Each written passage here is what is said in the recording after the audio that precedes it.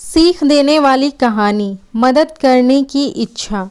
वर्षों बाद एक लड़का अपने गांव जा रहा था।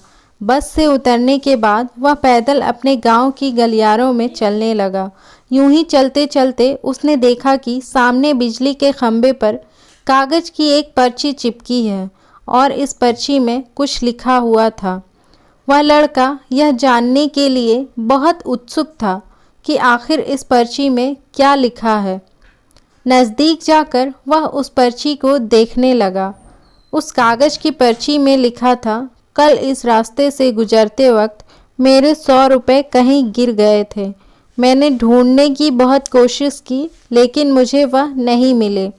कृपया इस रास्ते पर कहीं भी किसी को भी मेरे 100 रुपये मिले तो कृपया इस पते पर पहुंचा देना। पर्ची में उसका एड्रेस भी लिखा हुआ था। लड़के को यह पर्ची पढ़कर उस एड्रेस पर जाने की उत्सुकता हुई। वह लड़का उस एड्रेस पर जाने के लिए आगे बढ़ने लगा। वहां जाकर उस लड़के ने देखा कि वहां पर एक टूटी फूटी झोपड़ी है। लड़के ने बाहर से आवाज़ लगाई तो उस झोपड़ी में से एक वृद्ध औरत लाठी के सहारे बाहर आने लगी। लड़के को पता चल गया कि वृद्ध औरत सिर्फ अकेली ही रहती है। लड़के ने उस औरत से कहा, माँ जी आपके 100 रुपये। उस लड़के की बात सुनकर बूढ़ी अम्मा रोने लगी और कहती है, बेटा अब तक 30 से 40 लोग मुझे 100 रुपये देकर जा चुके हैं। बेटा मुझे ठीक से दिखाई भी नहीं देता है और मुझे पढ़ना लिखना भी नहीं आता है। पता नहीं किसी ने मेरी ऐसी हालत देखकर मेरी मदद करने के लिए ऐसा किया है।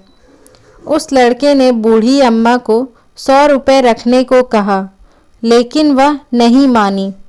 लड़के के बहुत आग्रह करने पर वह अम्मा मान जाती हैं, लेकिन उसने उस लड़के से कहा कि तुम जाते वक्त वह पर्ची फाड़ कर वहाँ से फेंक देना। मुझे पता नहीं किसने मेरे पर तरस खाकर ऐसा किया है। लड़के ने कहा, माँ जी आप इस बात की फिक्र मत करना, मैं वह पर्ची फाड़ दूंगा। अब वह लड़का उन अम्मा के घर से निकल जाता है। थोड़ी देर चलने के बाद उस लड़के ने सोचा कि आखिर मुझसे पहले आए हुए उन 30-40 लोगों को भी इस अम्मा ने वह पर्ची फाड़ने को कहा होगा, लेकिन उनमें से किसी ने भी पर्ची को नहीं फाड़ा, तो फिर मैं भी क्यों फाड़ूं? और वह लड़का उस पर्ची को फाड़े बिना वहां से चला जाता है। उस लड़के के मन में उस व्यक्ति के लिए बहुत ही आदर और सम्मान था जिसने यह तरीका ढूंढा था और उस ज़रूरतमंद औरत की मदद की थी।